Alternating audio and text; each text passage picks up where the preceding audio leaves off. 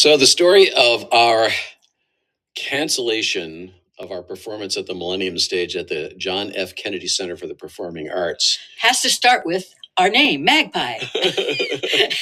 I am Terry Leonino, and this is Greg Artzner. And you may not know us, but we are folk musicians and have been playing music in the scene for about 52 years. 52 years. Go ahead. So we've actually played at the Kennedy Center at the Millennium Stage a number of times over the years, and it's dating back to the late 90s.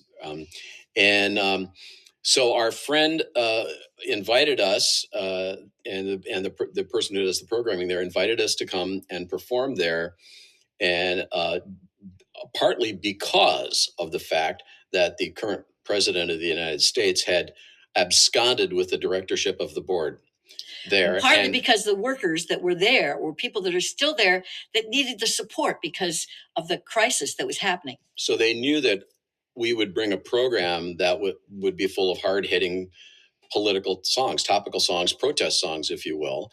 And highlighting the horribleness of this regime. Yeah, the debacle that's been going on. And so all year, the last year, we were thinking about this, conceiving of what we would do. We thought, okay, what we're going to do is we're going to do a whole program of songs of the songs of Phil Oakes that are painfully relevant, even 60 years after he wrote them.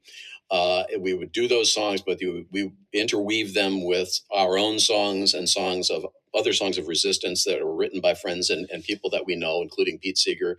And we thought the title of the show would probably get us canceled right away, which was Magpie Sings Phil Oakes and Songs of Resistance. Yeah. So we were, but it never quite registered because it was our friends and the workers that wanted us to come.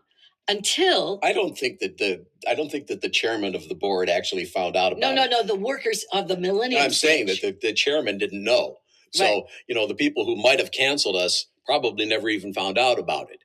But there we were in this position. We were going to do this thing. And then, so we put the word out. We talked to some very close friends and said, what would you do? What do you think we should do? Should we do this gig? Should we not do this gig? We're talking to my brother, my older brother, I'm very close with. And we were thinking about doing this show, Mark, protest songs, ... And he said, well, you know what I would suggest? Lawyer up. so we said, okay, all right. So because we were going to sing songs like Cops of the World and, interesting little ditties like that. And that was the president. And we were going to sing John F. Kennedy songs. John F. Kennedy songs from Phil Oakes, So that was the plan. And that went on for weeks and weeks. And then, boom, he has the audacity to commandeer the front wall of the building and desecrate that living memorial with his name. And that was about it. That we couldn't take it anymore. We said, that's it. We have to back out. Now, our friends there were not happy that we did that. They thought it was a mistake. They thought we were in the belly of the beast. We should punch them in the face in the belly of the beast. And they also needed our support. But we put the word out. We actually asked all the folks on the Phil Oakes song. There's a Celebrating Phil Oakes Facebook page that we're ardent followers of, and we often comment there. Sunny Oakes, Phil's sister, is a very good friend of ours. She suggested that we go ahead and put it out there to all the people who follow that page, ask them what they think. And 95% of them said cancel. A few of them said, yeah, you should go in there and sing Phil's songs. But then a lot of them said cancel. Most people don't realize the story, the history behind the Millennium Stage. And it's the people's stage. The people's stage, the music for the masses. Music for the masses. So we were really torn, and we still are torn in a lot of ways about it. But we decided right then and there, his name on the wall, we can't walk through the door. So we decided we were going to go ahead and try and produce a show somewhere in the area, somewhere around that same time. And then the Folklore Society of Greater Washington stepped right up and offered us a show. So we took it, and now we're going to do it just a couple of weeks later.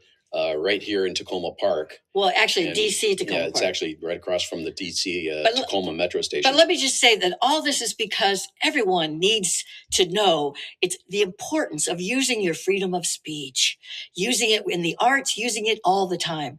That's what we have to do if we're going to fight this regime and bring them down. And songs.